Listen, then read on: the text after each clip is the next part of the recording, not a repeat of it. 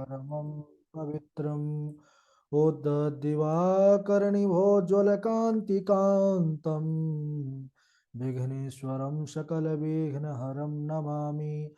नमः परमहंसास्वादितचरणकमलचिन्मकरन्दाय भक्तजनमानसनिवासाय श्रीरामचन्द्राय कृष्णत्वदीयपदपङ्कजपञ्जरान्ते अद्यैव मे विशतु मानसराजहंसः प्राणप्रयाणे समये कफवात पित्तैः कण्ठावरोधनविधौ स्मरणं कुतस्ते ध्याये नित्यं महेशं रजतगिरिनिभं चारुचन्द्रावतंसं रत्नाकल्पोज्ज्वलाङ्गं परशुमृगवराभीतिहस्तं प्रसन्नं पदमासीनं समन्तास्तुतममरगणैर्व्राघ्रकृत्यं वसानं विश्वाद्यं विश्वबीजं निखिलभयहरं पंचवक्त्रं त्रिनेत्रं करचरणकृतं वा कायजं कर्मजं वा श्रवणनयनजं वा मानसं वा पराधं विहितमविहितं वा सर्वमेतत्क्षमस्व।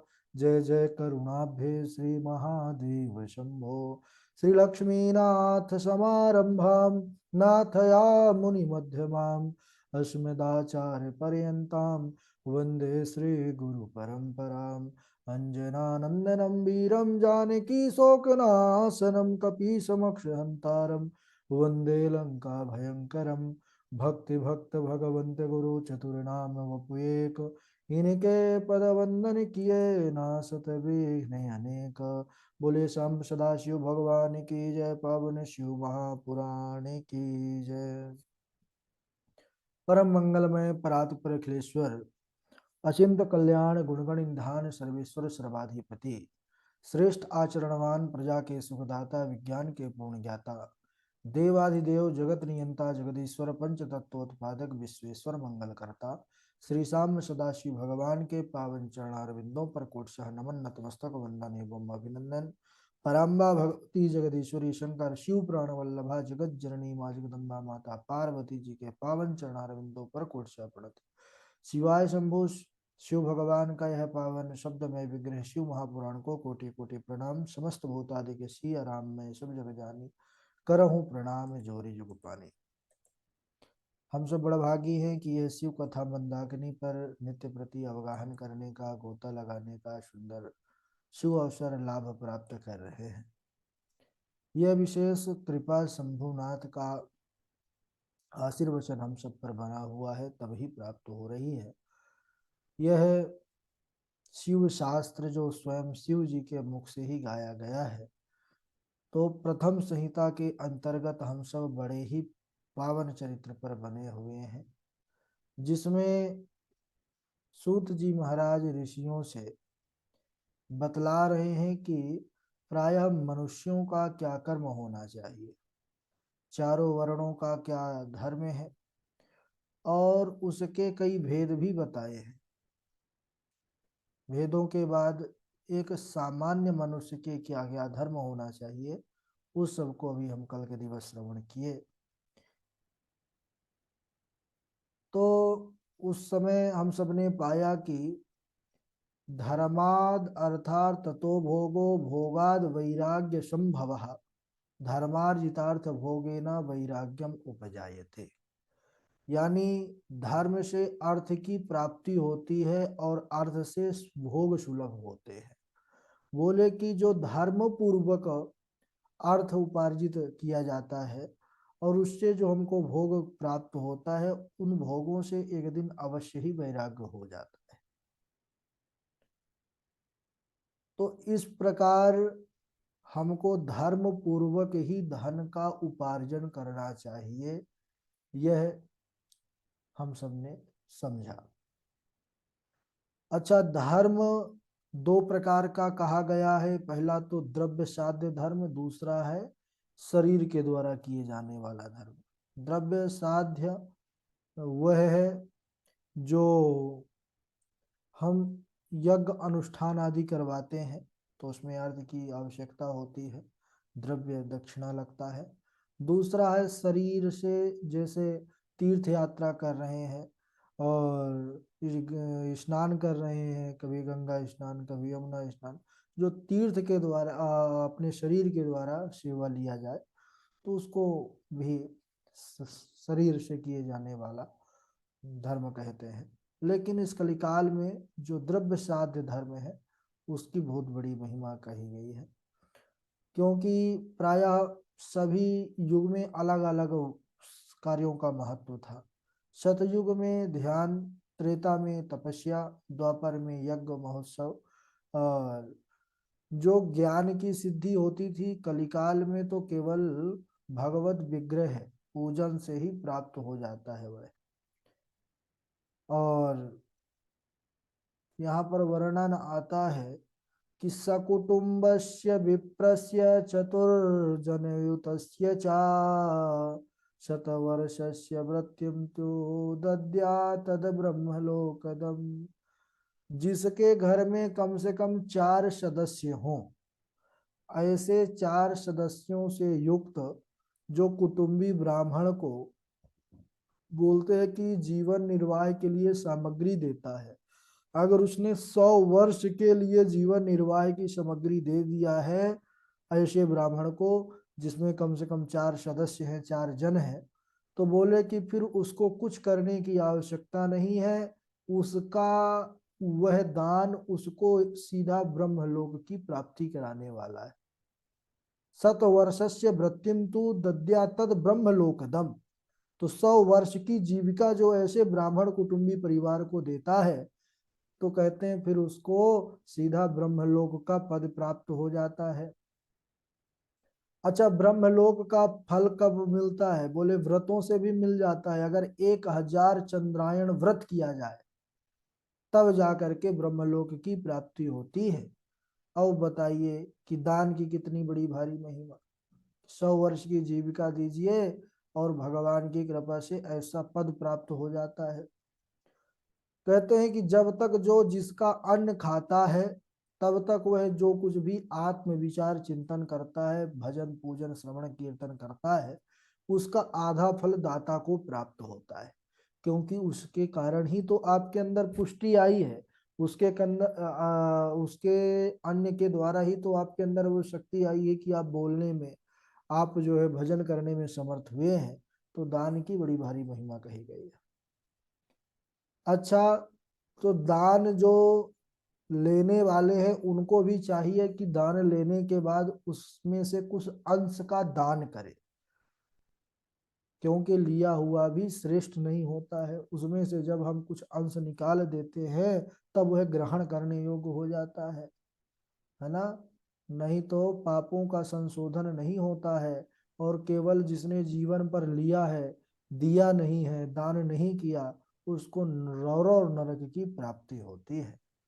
तो सबसे पहले हमको जो है उससे अवश्य दान करना चाहिए, अपने सामर्थ्य के अनुसार जितना प्रभु ने दिया है। आत्मवित्तम त्रिधा कुर्यात् धर्म वृद्ध्यात्म भोगतः नित्य नैमित्तिकम काम्यम कर्म कुर्यात् तु धर्मतः। बोले कि अपने कमाए हुए धन के 3 भाग करना चाहिए। आत्मवित्तम, वित्त यानी धन, त्रिधा कुर्यात, 3 भाग उसमें कर दें। बोले क्या क्या 3 भाग में? सबसे पहला भाग धर्म, दूसरा वृद्धि, तीसरा अपने उपभोग के लिए। पहले भाग से धर्म कार्य करें महाराज, पूजा अनुष्ठान कथा यज्ञ महोत्सव आदि के लिए। दूसरा वृद्धि, यानी कि जो हम धन प्राप्त किए हैं तो उस दूसरे भाग से ऐसे कार्य पर लगाएं कि धन की वृद्धि हो, बढ़ोतरी हो। तीसरा अपने उपभोग के लिए, यानी अपना जीवन यापन खाने पीने आदि के और पहनने ओढ़ने की वस्तु में खर्चा करें। नित्य नैमित्तिक और काम्य, यह तीनों प्रकार के कार्य जो है धर्मार्थ रखे हुए धन से करें। साधक को वृद्धि का भाग जो है उससे ऐसा व्यापार करे कि धन की बढ़ोतरी हो, और जो उपभोग के लिए है उससे ऐसा पवित्र भोजन प्रसाद पाएं जिससे जो है हमारा शरीर बढ़िया रहे, स्वस्थ बना रहे। खेती आदि जब करते हैं हम, तो खेती से जितना भी उत्पन्न होता है उसका 10वां अंश दान कर देना चाहिए। इससे पाप की शुद्धि होती है, क्योंकि बहुत से कीट जीव जंतु, है ना, बहुत ऐसे होते हैं, और बहुत सारे हरे आदि वृक्ष भी होते हैं, जिससे पाप जीवों का संहार भी होता है। तो उससे पाप की शुद्धि होती है जब उस अन्न का हम दान करते हैं। तो 10वां अंश दान होना चाहिए। फिर शेष धन से धर्म और वृद्धि और उपभोग में लेना चाहिए। इसमें भी अगर ऐसा कोई नहीं करता है, कभी खेती आदि करने के बाद कभी धर्म में एक पैसा नहीं लगाता है, तो उसको भी रौर और नरक पर जाना पड़ता है। और बुद्धिमान वही है जो दान दे करके दूसरों से कहे ना। आजकल तो दान देने के बाद वही अनाउंसमेंट होता है ना, सम्मान भी लेने जाना पड़ता है कि महाराज ने इतने का दान किया है, तो वीआईपी उनका स्वागत सत्कार होता है और बढ़िया वाला पटका उनको दिया जाता है। लेकिन दान, वास्तविक दान वह है जो बिना किसी को बताए किया जाए, वह दान है। और उसी को गुप्त दान कहते हैं, है ना। कानों से सुना और आंखों से देखा दोष का भी वर्णन नहीं किया जाए, क्योंकि कानों से जो सुने हैं, आंखों से देखे हैं, और वह दोष को अगर हम जो है दूसरों से कहते हैं, तो जो कर रहा है, जितना दोषी वह हुआ उतना ही दोषी हम भी हो गए, क्योंकि उस दोष का वर्णन किए हैं। तो दोषों का वर्णन भी नहीं करना चाहिए। और प्रातःकाल जो हवन की प्रक्रिया है और सायंकालीन, तो दोनों टाइम अवश्य करना चाहिए, आहुति देना चाहिए देवताओं को। अगर दोनों टाइम ना हो सके तो एक समय अवश्य करना चाहिए। इससे देवता लोग प्रसन्न होते हैं, और इसको ही देव यज्ञ कहा गया है। तो इसके बाद ऋषिगणों ने पूछा कि हे महाराज, आप देव यज्ञ, ब्रह्म यज्ञ और गुरु पूजा आदि, देव पूजा आदि का भी क्रम हमसे कहिए कि किस प्रकार इनका पूजन किया जाना चाहिए और कैसे ये प्रसन्न होते हैं। तब सूत जी महाराज कहते हैं कि गृहस्थों के लिए तो नियम है कि वह नित्य प्रति हब अग्नि पर आहुति प्रदान करे, ग्रास प्रदान करे। प्रातः काल जो घर में प्रसाद बनता है, जैसे चावल आदि है, तो उस सब से द्रव्य से भी आहुति करना चाहिए, ग्रास देना चाहिए। उसको अग्नि यज्ञ कहा गया है। अग्नि में आहुति प्रदान करना चाहिए। अग्नौ जुहोति यद द्रव्यम अग्नि यज्ञ स उच्यते ब्रह्मचर्याश्रमस्थानम समिधा दान में वचा। सबके लिए अलग अलग यज्ञों का विधान है। बोले कैसे? कि जो ब्रह्मचर्य आश्रम पर स्थित है, उन ब्रह्मचारियों के लिए समिधा का आधान, वह अग्नि पर समिधा प्रदान कर दें, उनके लिए वही अग्नि यज्ञ है। जिन्होंने बाह्य अग्नि को विसर्जित करके अपनी आत्मा में, अपने अंदर ही अग्नि का जो उद्भव कर लिया है जिन्होंने, उन वानप्रस्थ और सन्यासियों को चाहिए कि समय पर सुंदर, परिमित और सात्विक प्रसाद पालें, भोजन कर लें। उनके लिए वही अग्नि यज्ञ है महाराज। और कहने लगे कि जो सायंकालीन अग्नि में आहुति दी जाती है, प्रातः काल अग्नि में आहुति दी जाती है, उससे देवता विशेष रूप से कृपा करते हैं। धन धान्य और आयु की वृद्धि होती है उससे। प्रातः सायंकालीन से संपत्ति का विशेष, अगर घर में आर्थिक तंगी चल रही है तो सायंकालीन हव्य देना प्रारंभ कर दिया जाए, तो उसे संपत्ति का आगमन होता है। और आयु, है ना, जैसे कम आयु वाले हैं, कई बार ऐसा देखा जाता है पत्र आदि में, कुंडली में, तो उसको चाहिए कि प्रातः काल नित्य प्रति जो है अग्नि में आहुति प्रदान करे, उससे आयु वृद्धि होती है। अश्विनी कुमारों को देवताओं की कृपा से उसमें आयु का बढ़ोतरी होती है। इसके बाद सूत जी महाराज ने कहा कि हे ऋषियों, इन वारों का दिनों का जो निर्माण किया यह भी भगवान शंभुनाथ की ही कृपा से हुआ है। बोले कैसे? संसार वैद्य सर्वज्ञ सर्वभेखज भेखजम आदावरोग्यदम वारम स्ववारम कृतवान प्रभु। सबसे पहले शंभुनाथ ने कौन सा वार बनाया? जैसे हम सब देखते हैं ना, 7 वार होते हैं, सोमवार, मंगलवार, बुधवार, तो ये वारों में सबसे पहला वार कौन सा बना? कभी कभी हम विचार करते हैं तो शिव पुराण में सूत जी महाराज वही बता रहे हैं कि संसार वैद्य सर्वज्ञ, जो संसार के वैद्य कहे गए हैं सर्वज्ञ हैं। तो बोले कि जो सबके स्वरूप में विराजते हैं, सब जगह है, और समस्त औषधियों के भी जो औषध है, उन भगवान सदाशिव ने सबसे पहले अपने वार की कल्पना की, जो आरोग्य प्रदान करने वाला है। तो नाम क्या हुआ? बोले उस वार का नाम हुआ आदित्यवार, जिसको हम रविवार के नाम से जानते हैं। तो सबसे पहले शंभुनाथ ने कौन सा वार बनाया? रविवार का वार उन्होंने बनाया, आदित्यवार।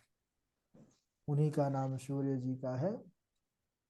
पुनः सप्ताह के शेष 6 वारों को उन्होंने बनाया, उनके गुणों के अनुसार रचना करने के बाद, और प्रत्येक का एक निर्धारित देवता भी नियुक्त कर दिया, और उसका फल देने वाला भी वही देवता हुआ। आरोग्य, संपत्ति, व्याध, नाश, पुष्टि, आयु, भोग, मृत्यु, यह क्रमशः इन वारों से प्राप्त होता है। कैसे प्राप्त होता है? बोले कि इन दिनों में देवताओं की जो पूजा करता है, उनको वह अपने अपने क्रम से अपनी अपनी जो उनकी महिमा है उसके अनुसार फल प्रदान करते हैं, जो जिस दिन के देवता हैं।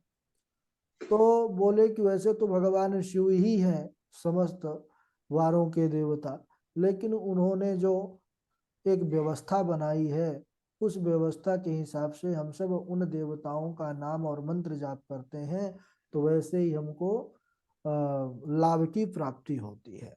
कैसे कैसे? तो यहाँ पर उसका भी वर्णन किया है कि आरोग्यदम संपदश्चैवा व्याधीनां शांतिरेव च पुष्टिरायुस्तथा भोगो मृतेहा निर्यथा क्रमम। सूर्य नारायण जो रविवार कहे गए हैं, तो उनके देवता को सूर्य को कर दिया आदित्यवार, तो यह आरोग्य प्रदान करने वाले हैं। चंद्रमा संपत्ति के दाता है, मंगल व्याधियों का निवारण करते हैं, बुध पुष्टि प्रदान करते हैं, बृहस्पति आयु की वृद्धि करते हैं, शुक्र भोग प्रदान करते हैं, और शनिश्चर यानी शनि भगवान मृत्यु का निवारण करते हैं। इस प्रकार 7 वारों के देवता जो है अपना अपना कार्य करते हैं। बोलिए सदाशिव भगवान की जय। अच्छा, अभी आगे आएगा 7 वारों में पूजन से कैसे कैसे। जैसे रविवार है तो आरोग्य वर्धक है, आरोग्य प्रदान करने वाला है, तो कौन सी पूजा करने से कहाँ का कैसा रोग जो है तो शांति हो सकता है, उसका क्रम भी हम कल के दिवस में श्रवण करेंगे। आज यहीं तक। बोलिए सदाशिव भगवान की जय। चलिए, श्लोक काफी हो जाते हैं, चरित्र तो लगता है और हो जाए, लेकिन फिर श्लोक बहुत हो जाते हैं। चलिए बारी बारी से सबसे पहले पावनी सुना देंगी, और पावनी जी के बाद पंडित राजेश जी हैं, विशाल जी हैं, प्रियम जी हैं, प्रियम जी के बाद हमारे कार्तिक जी हैं, कार्तिक जी के बाद सुरेश चंद्र जी हैं, हमारे डॉक्टर हृदय शर्मा जी हैं। डॉक्टर साहब नहीं जुड़े हैं क्या भाई? हाँ, आज नहीं जुड़े हैं। नियति जी हैं, और नंद जी हैं, धारणा चैतन्य जी हैं। चलिए स्वागत। परशुराम जी हैं, परशुराम। वाह, ठीक है। राधे राधे गुरुजी। हाँ, सुनाइए। सदाचारयुतो विद्वान् ब्राह्मणो नाम नामता वेदाचारयुतो विप्रो हे कैरैकैक्वान्दुजः यासुयालु परद्रोही चांडाल द्विजुच्यते धर्मादर्थो अर्थतो भोगो भोगात् वैराग्य संभवा धर्मार्जितार्थ भोगेन वैराग्यमुपजायते। राधे राधे गुरुजी। गुरुजी प्रणाम। हाँ जी राजेश जी।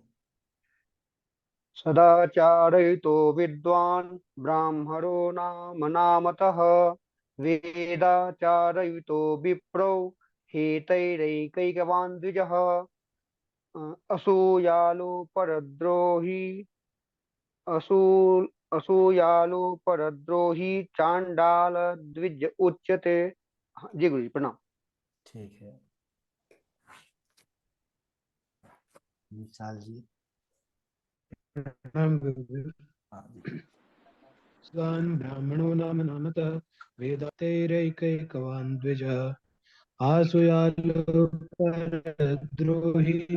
चांडाल द्विज उच्यते। प्रणाम। ठीक है मुकुल जी से बात हुई? नहीं गुरुदेव, आज चलिए नहीं हो पाई। कोई बात नहीं, ज्यादा नहीं करिएगा परेशान, जब उनकी इच्छा होगी जी तो जाएंगे, है ना। किसी को कहना ठीक नहीं है, जानते तो है ही हैं, जुड़े हैं ग्रुप से तो। जी जी। हाँ चलिए और आगे।